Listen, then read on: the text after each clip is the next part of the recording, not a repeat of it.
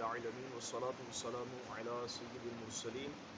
اما بعد اعوذ باللہ من الشیطان الرجیم بسم اللہ الرحمن الرحیم الصلاة والسلام علیک یا رسول اللہ السلام علیکم یا رسول اللہ وعلی آلک واصحابک یا حبیب اللہ. وعلی آلہ وصحبہ یا رحمن. آج انشاءاللہ ہم سورہ ہود کی آیت نمبر 6 کا ترجمہ تفسیر پڑھنے سننے کی سعادت حاصل کریں گے. پارہ نمبر 12 اور آیت نمبر 6. بسم اللہ الرحمن الرحیم. وما من دابة في الأرض إلا على الله رزقها ويعلم مستقرها ومستودعها كل في كتاب مبين. ترجمہ کنز العرفان. اور زمین پر چلنے والا کوئی جاندار ایسا نہیں جس کا رزق اللہ کے ذمہ کرم پر نہ ہو، اور وہ ہر ایک کے ٹھکانے اور سپرد کیے جانے کی جگہ کو جانتا ہے. سب کچھ ایک صاف بیان کرنے والی کتاب میں موجود ہے. وما من دابة فی الارض، اور زمین پر چلنے والا کوئی جاندار ایسا نہیں. دابہ کا معنی ہے ہر وہ جانور جو زمین پر رینگ کر چلتا ہو. دابہ سے کیا مراد ہے؟ ہر وہ جانور جو زمین پر رینگ کر چلتا ہو، اور عرف میں چوپائے کو دابہ کہتے ہیں. جیسے بکری، گائے، بیل وغیرہ ہو گیا، ان چیزوں کو چوپائے وغیرہ کو دابہ کہتے ہیں. جبکہ قرآن کریم فرقان مجید کی آیت کریمہ سے مطلقاً جاندار مراد ہے، لہٰذا اس میں انسان اور حیوان تمام اس میں کیا ہیں؟ داخل ہیں. یعنی زمین کے اوپر چلنے والا جو بھی ذی روح ہے، چاہے وہ انسان ہے یا کوئی اور اللہ تبارک و تعالیٰ کی مخلوق ہے، ہر ایک کا فرمایا رزق اللہ تبارک و تعالیٰ کے ذمہ کرم پر ہے کہ اپنے بندوں کو بھی وہ رزق پہنچاتا ہے، اور اپنے بندوں کے علاوہ دیگر جو اس کی مخلوقات ہیں ان کا رزق بھی اللہ تبارک و تعالیٰ کے ذمہ کرم پر ہے. علامہ صابی رحمۃ اللہ تعالی علیہ فرماتے ہیں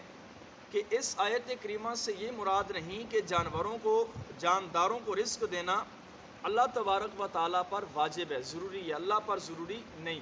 کیونکہ اللہ تبارک و تعالیٰ کی ذات اس سے پاک ہے کہ اللہ پر کوئی چیز واجب ہو، بلکہ اس سے مراد یہ ہے کہ جانداروں کو رزق دینا اور ان کی کفالت کرنا اللہ نے اپنے ذمہ کرم پر لازم فرما لیا ہے کہ جس چیز کو ذی روح کو اس نے پیدا کیا ہے، اب اس پر رزق پہنچانا اللہ نے اپنے اوپر لازم کر لیا. اور یہ اس کی رحمت اور اس کا فضل ہے کہ وہ اس کے خلاف نہیں فرماتا، یعنی ہر ایک کو رزق پہنچاتا ہے. رزق کی ذمہ داری لینے کو علا کے ساتھ اس لیے بیان فرمایا جو آیت میں فرمایا کہ الا علی اللہ رزقها، کہ زمین پر چلنے والے ہر کوئی جاندار ایسا نہیں کہ جس کا رزق اللہ کے ذمہ کرم پر نہ ہو. تو فرمایا ذمہ داری لینے کو علا کے ساتھ اس لیے بیان فرمایا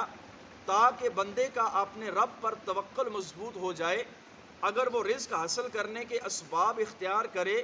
تو ان پر بھروسہ نہ کر بیٹھے، بلکہ اللہ تعالیٰ ہی پر اپنا اعتماد اور بھروسہ رکھے. اسباب صرف اس لیے اختیار کرے کہ اللہ تبارک و تعالیٰ نے اسباب اختیار کرنے کا بندے کو حکم ارشاد فرمایا ہے. یعنی اب اس قرآن کریم کی آیت سے یہ تو پتہ چلا کہ ہر ایک کا رزق اللہ کے ذمہ کرم پر ہے. اب یہ آیت کریمہ لے کر کوئی گھر میں بیٹھ جائے، کوئی کام کاج بھی نہ کرے، کوئی اسباب بھی اختیار نہ کرے، اور اپنے گمان میں یہ کہے کہ رزق دینے پر اللہ قادر ہے. اللہ رزق دینے پر قادر ہے، لیکن اس نے اسباب اختیار کرنے کا حکم بھی ارشاد فرمایا ہے کہ بندہ کوئی اسباب تو اختیار کرے، کوئی سبب تو کرے کہ جس کی برکت سے اس کو رزق ملے. اب گھر میں انسان بیٹھ جائے یا سو جائے یا کنڈی لگا کے بیٹھ جائے کہ مجھے رزق اللہ نے دینا ہے، رزق تو اللہ ہی نے دینا ہے، لیکن اس کے اسباب انسان کو خود اختیار کرنے پڑتے ہیں. اب چڑیا اپنے گھونسلے میں نہیں بیٹھتی ہے، بلکہ پورا دن وہ گھومتی ہے زمین پر، تب جا کر اس کو رزق ملتا ہے. بکری اگر قلعے پر باندھی رہے تو بھوکی مر جائے گی، اس کو کھولنا پڑتا ہے، اس کو گھاس کے پاس لے کر جانا پڑتا ہے، چارہ ڈالنا پڑتا ہے، تب وہ اپنی زندگی بسر کرتی ہے. تو اس لیے فرمایا کہ اسباب کو اختیار کرنا ہے، کہ اسباب اختیار کرنے کا حکم اللہ تبارک و تعالیٰ نے ارشاد فرمایا، کیونکہ اللہ تبارک و تعالیٰ فارغ رہنے والے بندے کو پسند نہیں فرماتا. جو لوگ ہر وقت فارغ رہتے ہیں اللہ تعالیٰ ایسے بندے کو پسند نہیں فرماتا. زمین کے جانداروں کا بطور خاص اس لیے ذکر فرمایا کہ یہی غذاؤں کے محتاج ہیں، جبکہ آسمانی جاندار جیسے فرشتے، حور عین، یہ اس رزق کے محتاج نہیں، بلکہ ان کی غذا تسبیح و تحلیل ہے. انسان ہو گیا اور دیگر جو مخلوقات اللہ تبارک و تعالیٰ کی ہیں جن کے اندر روح ڈلی ہوئی ہے، یہ چیزیں جو ہوتی ہیں رزق کی محتاج ہیں، غذاؤں کی محتاج ہیں، جبکہ فرمایا فرشتے اور جو حوریں ہیں یہ رزق کھانے پینے کے محتاج نہیں ہیں، بلکہ ان کا کھانا پینا یہی ہے کہ یہ ہر وقت اپنے رب کی تسبیح بیان کرتے ہیں، یہ اللہ تبارک و تعالیٰ کی حمد بیان کرتے ہیں، جس کی برکت سے ان کی بھوک بھی مر جاتی ہے، اور ان کی جو ہے وہ پیاس وغیرہ بھی، نیند وغیرہ بھی مر جاتی ہے۔ کل فی کتاب مبین، اور سب کچھ ایک صاف بیان کرنے والی کتاب میں موجود ہے۔ یعنی اس آیت میں جو جاندار ان کے رزق، ان کے ٹھہرنے اور سپرد کیے جانے کی جگہ کا ذکر ہوا، یہ سب بیان کرنے والی کتاب یعنی لوح محفوظ میں موجود ہے۔ جو اوپر فرمایا نا کہ وَيَعْلَمُ مُسْتَقَرَّهَا وَمُسْتَوْدَعَهَا، کہ ہر ایک کا رزق بھی اللہ تبارک و تعالیٰ کے ذمہ کرم پر ہے، اور ہر ایک کے ٹھکانے سپرد کیے جانے کی جگہ کو بھی اللہ تبارک و تعالیٰ جانتا ہے کہ یہ جو چیز میں نے ذی روح پیدا کی ہے اس نے زمین پر کہاں رہنا ہے اور کہاں مرنا ہے۔ فرمایا یہ بھی اللہ تبارک و تعالیٰ جانتا ہے۔ اس کے اوپر حدیث پاک بھی حضرت عبداللہ بن عباس فرماتے ہیں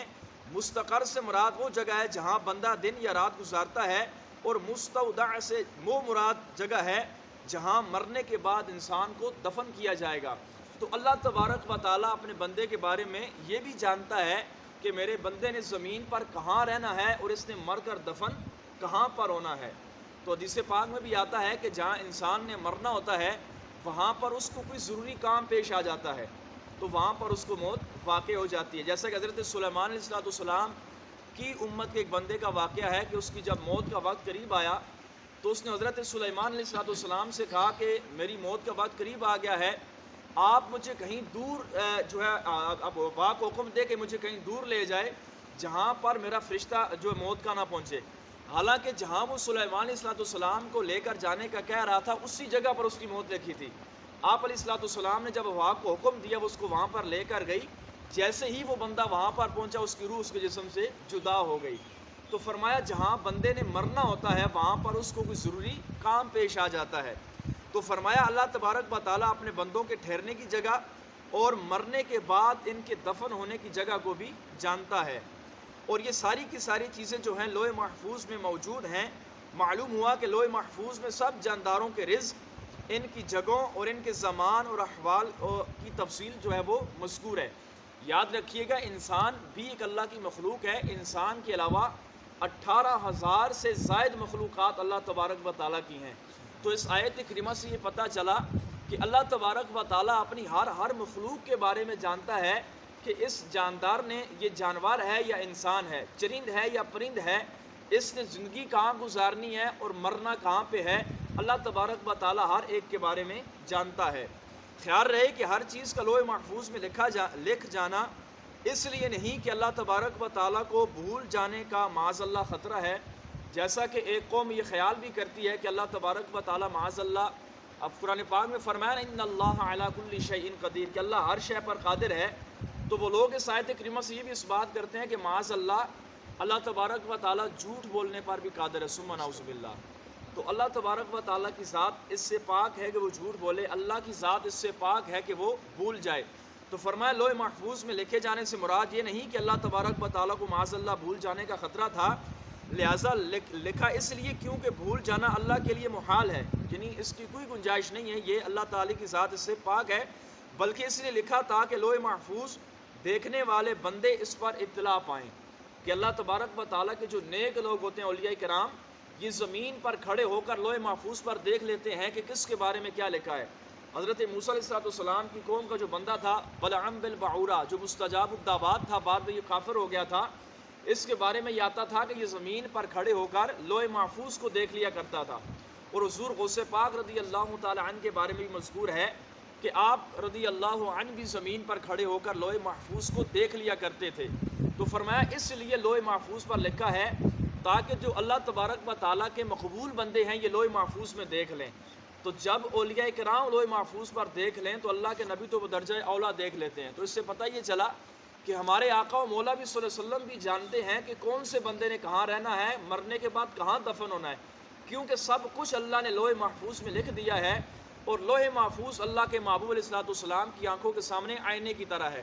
وہ اعلیٰ حضرت رحمۃ اللہ تعالی نے فرمایا نا کہ اور کوئی غیب تم سے نیا ہو بلا، جب کہ خدا ہی نہ چھپا تم پہ کروڑوں درود کہ یا رسول اللہ اور کیا چیز آپ سے پوشیدہ رہے گی جب رب کی ذات ہی آپ سے نہ چھپی تو اور کیا چیز آپ سے پوشیدہ رہے گی۔ اللہ تبارک و تعالیٰ جل جلالہ کی بارگاہ میں دعا ہے اللہ تعالیٰ ہم سب کو قرآن کریم فرقان مجید کی ان آیات بینات پر عمل کرنے کی توفیق عطا فرمائے۔ یہ آیتیں پڑھ کر اللہ تعالیٰ ہم سب کو اپنا شکر ادا کرنے کی توفیق عطا فرمائے کہ اللہ تعالیٰ نے ہم سب کو اشرف المخلوقات بنایا اور اس کے ساتھ ساتھ اللہ تعالیٰ نے ہم سب کو عزتوں سے بھی نوازا، جیسا کہ ہمارے رزق کا ذمہ اللہ تعالیٰ نے اپنے ذمہ کرم پر لیا۔ یہ اللہ کا بے حد بے شمار کرم ہے ہم پر، اللہ تعالیٰ اپنی نعمتوں کا ہم سب کو شکر ادا کرنے کی توفیق عطا فرمائے۔